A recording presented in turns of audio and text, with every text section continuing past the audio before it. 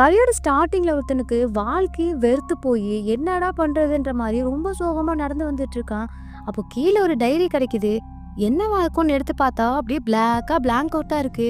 சரி நல்லா இருக்கேன்னு வீட்டுக்கு கொண்டுட்டு போயிடுறான். அதில் ஓப்பன் பண்ணி பார்த்தா நிறைய இன்ஸ்ட்ரக்ஷன்லாம் இருக்கு.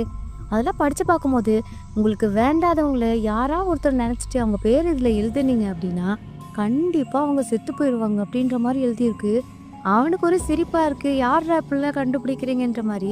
அப்ப டிவில ஒரு நியூஸ் போயிட்டு இருக்கும்போது இந்த மாதிரி கொலைகாரன் அப்படின்றாங்க. இவன் பேரை எழுதி வைப்போமேன்னு சொல்லிட்டு விளையாட்டா அவன் பேர் எழுதிட்டு போயிட்டான். மறுநாள் காலையில அவன் செத்து போயிட்டான் நியூஸ் வந்ததும் ஷாக் ஆகி போயிடான். என்னடா இது, சரி ஒரு வேளை எதார்த்தமா கூட செத்து போயிருக்கலாம் அப்படின்னு நினச்சிக்கிறான். ஆனா சரி அவனுக்கு ஆசையா இருக்குது இன்னொரு வாட்டி ட்ரை பண்ணி பார்க்கலான்னு சொல்லிட்டு வேக வேகமா போயிட்டு இன்னொரு அக்யூஸ்டோட பேரை எழுதுனா அவன் கண்ணு முன்னாடி அவன் செத்து போயிடுறான். அவ்வளோதான் மிரண்டு போயிடுறான். அதோட அந்த புக்கை பார்த்துக்கிற அந்த டிவில் பாதுகாவலன் வந்து இவனுக்கு ஃப்ரெண்டாக மாறிடுது.